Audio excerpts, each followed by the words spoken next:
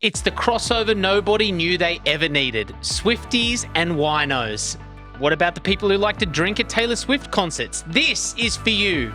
Got Somme has found out what Taylor Swift's favourite wine is, and we're going to reveal it on this episode. And not only that, have a Master Sommelier Carlos Santos rate Taylor's personal selections. Carlos, without giving away too much, what do you rate the grape variety that is Taylor's favourite out of 10?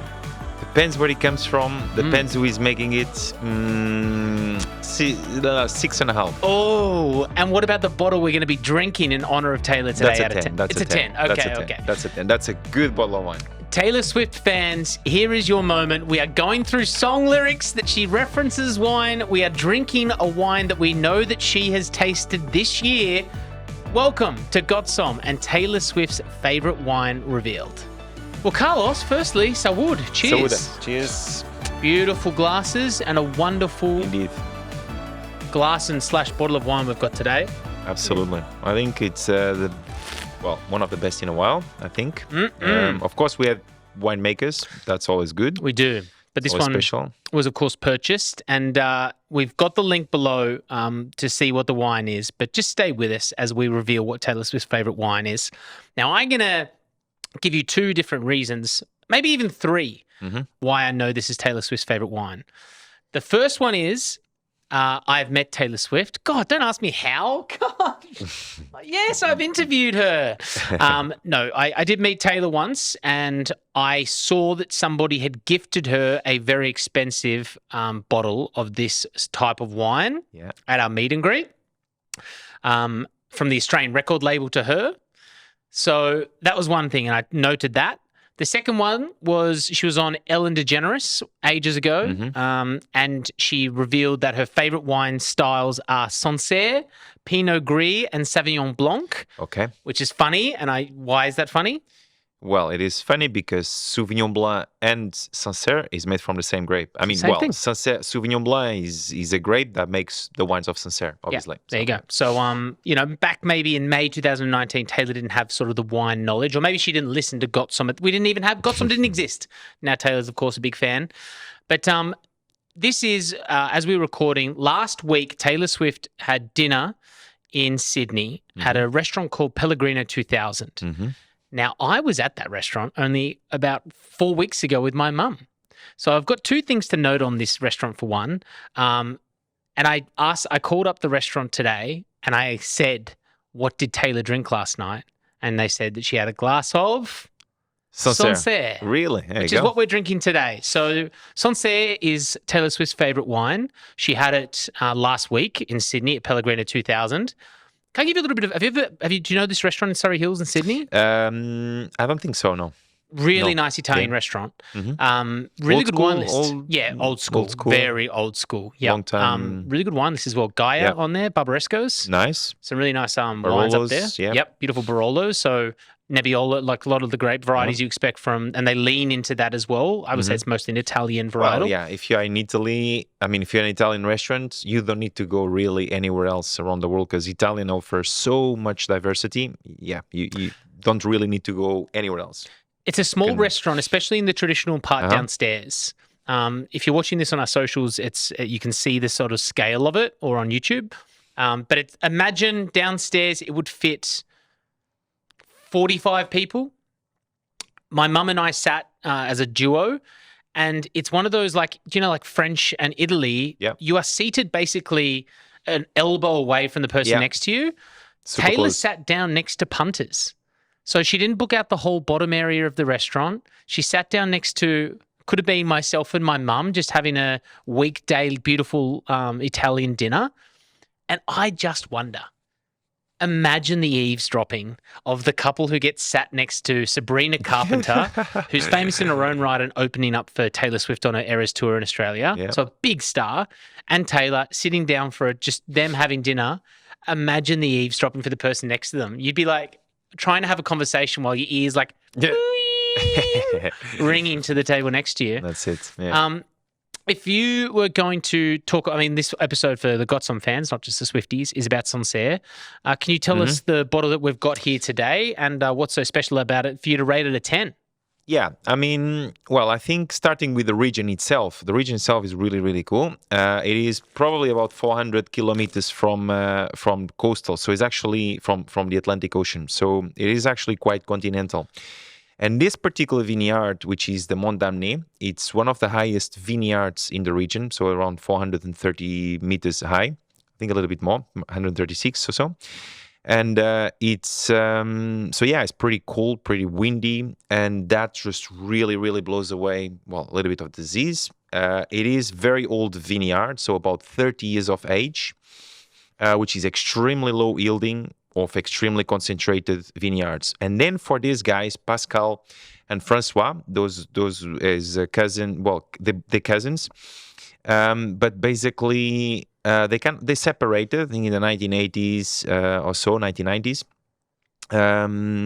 And they separated because of obviously the law, etc., changed, and they had to separate. They couldn't make wines anymore from that same vineyard and different labels, something like this.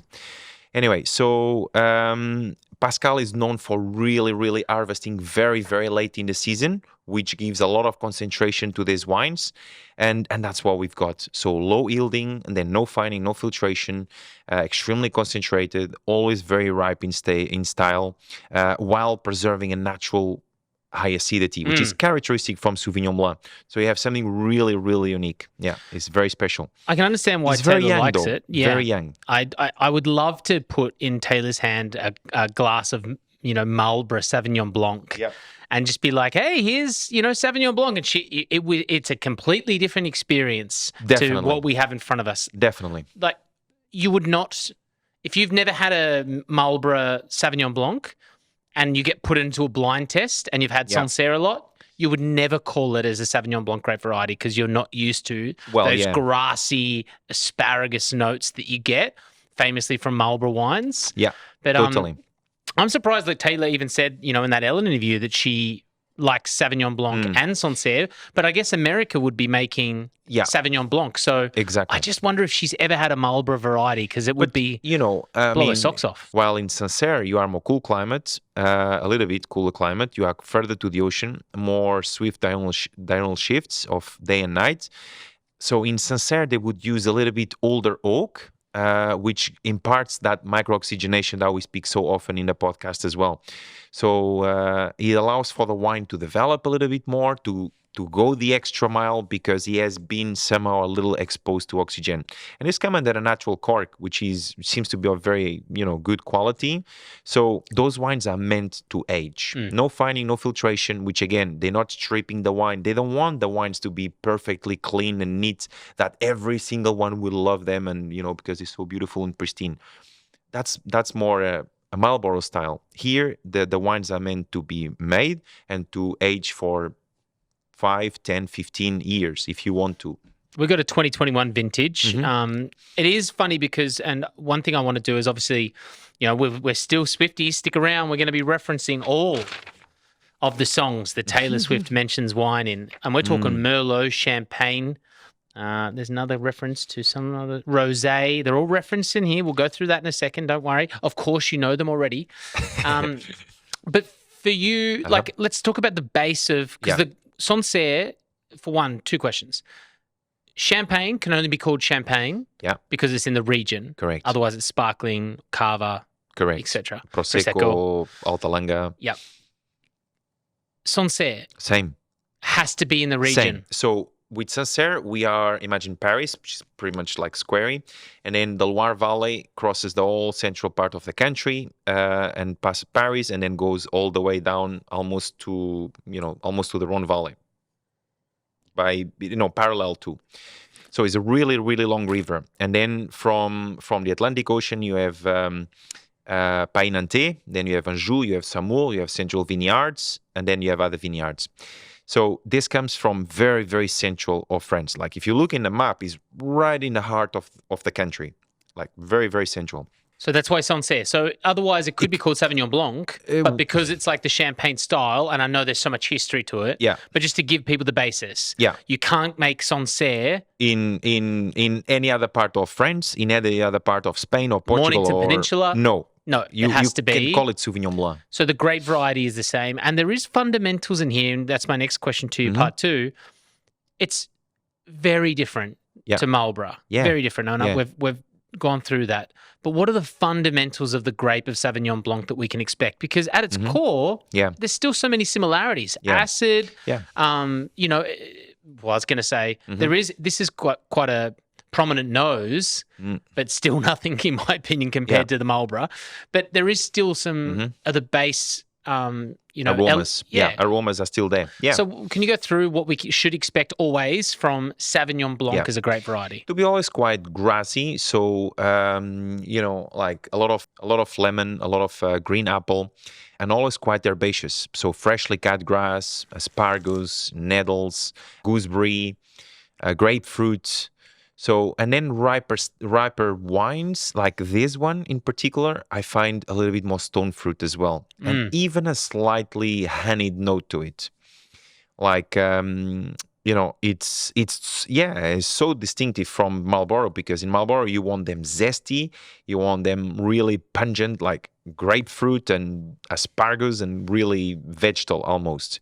So, and that just so jumps out of the glass. While here, it's fine, it's elegant. It is grassy, but it's just a complete another level for sure. So Taylor loves Pinot Gris. She loves Sancerre / Sauvignon Blanc as a grape variety. You're a master sommelier. You have every single Pinot Gris and every single Sauvignon Blanc at your disposal. Taylor Swift comes into your restaurant. Yeah. You know, obviously, from listening to Got Somme, what she likes. What are you picking? A Pinot Gris for Taylor Swift? Yeah. So price is no issue. No issue. And again for the Sauvignon Blanc. Yeah, I would go for Pinot Gris. You know, if we go for Pinot Grigio, we would go to Italy. But I think those are neutral. Those are easy. You know, pretty easygoing. I think I would go for Alsace. And I would probably go for a Zindumbrecht. But those wines are quite extracted. They're quite big. It was actually the very first producer of biodynamic wines, I think in France. No, not in France, but in Alsace for sure. Zindumbrecht is a master of wine as well. So wines that are extracted, they're big, they're a little oilier, they're a little fattier. They can come on dry, they can come on sweeter versions. Obviously, if you have a Vendange Tardive or a Sélection Grenoble, etc. But the wines have a lot of intensity. They good stuff. They really good stuff. Okay. They would be probably around, say, in Australian dollars, 80, 90. Oh. 120. I give you the Depends full. what you. I give you no wallet, no option, and you go for a $90 option. Well, let's all grab a bottle. If you go for, and it's probably one of the most expensive examples. If you go for Pinot Gris, that is a late harvest, so Vendange Tardive in Alsace or Sélection Grenoble, those will be a lot more expensive. One, because they're much rarer, they're much more difficult to make. They're not produced every single year, so it has to be good years. Those will be a lot more expensive. But I think a Pinot Gris. I also should point out, I think it's amazing you picked a $90 bottle over a few $100 bottle because for the simple fact of this is what you would put in front of Taylor Swift, and that's what's being asked of you. When if you're the restaurant manager, you're whispering, "Get the expensive bottle," but with your reputation on the line, reputation. Yeah, and, you've chosen this $90 bottle, and she's going to love it and knock it away in a getaway cup. You could go for a Zindumbrecht. I would always go for Alsace, a Zindumbrecht or Albert Boxler or. Well, you're a big lover of Pinot Gris. Ostertag. I'm not the biggest lover of Pinot Gris, just like Sauvignon Blanc. But I think one of these producers would definitely be it. Ostertag, a little bit cleaner, finer, more elegant. Zindumbrecht is more meaty, a wine that if you're having a meal, it will be fantastic. Yeah. Sauvignon Blanc. Same question asked to you. Are you going to go for something that's accessible, or are you going to go for something that's folklore? Well, I already offer a less expensive option. I will go now for the more expensive option, and probably the same vineyard, Mondamné. So there is a guy called Didier Daguenot. So this is arguably the best Sauvignon Blanc producer in the world. So funny enough, he had a plane crash in 2008. Oh, gosh. And he was known as the best Sauvignon Blanc winemaker in the world, Didier Daguenot. And then when his son took over, Louis Benjamin Daguenot, which now signs the bottles. Is this in Paris? in Sancerre. Well, Puy-Fumé, basically. So next to Sancerre. So Puy-Fumé, Puy-Fumé, Sancerre, and Menetou Salon. So those are the 3 Sauvignon Blanc appellations in the Loire Valley. So right next to each other. And this guy, so Louis Benjamin Dagonot, when he took over after 2008, after his dad passed, he became known soon after as better than his dad. And his dad was known as the best Sauvignon Blanc producer in the world. And when was the vineyard planted? Was it 1989, did you say? Possibly a little more. I'm not exactly sure of exact date. But yeah, that's Didier Dagonot is the one we should go for. Yep. Yeah. Great. Is a there little bit more expensive. Vintage that you liked? Older. 2002, 2003, 2004, whichever Taylor Swift can find. That's right. Well, let's say she comes into the restaurant at midnight in a beautiful dress. Taylor Swift, that is what a Master Sommelier would pick for you. Carlos, we've got to entertain the Swifties, and I think I've done a good job so far. Let's go through some of the references that she does of wine, because she's quite the influencer, Taylor. And this is funny because Carlos, does, sell wine as well. So you need an influencer like Taylor Swift. How's this? For sure. Jack Antonoff, who's in a really great band. I interviewed Jack Antonoff once, by the way. Fun. We Are Young, that song. Yeah. Okay. Yeah, that one. Yeah. So Jack Antonoff, anyway, interviewed him. Forgot about that. Got a photo with Jack Antonoff. I should post that as well with this interview. And he has a wine. No, he took a photo of Taylor Swift. Right. He's their musical partners. So they've been writing for the last few albums together, including the latest one. And I'm guessing the next one, the Poets album, Amelia, what's it called? Tortured Poets Department. We have a Swiftie behind the cameras. Yes, he's a collaborator on it with her. Now, this is what I love about this. He took a photo of her just, I think, cooking in her kitchen in between writing songs. And in the background is a bottle of rosé. Of course, the Swifties quickly identified it. It's not close enough for the label, as you can see just there, but they did their research. Yeah, of course. So apparently this rosé is made by the Dixie Chicks. Do you know the Dixie Chicks, country singers? 3 sisters, I believe. They make this brand of wine. The brand of the rosé is Gaslighter. Could also be a reference to an ex-partner. We don't know. But Swiftie, Amelia, what does the cork say?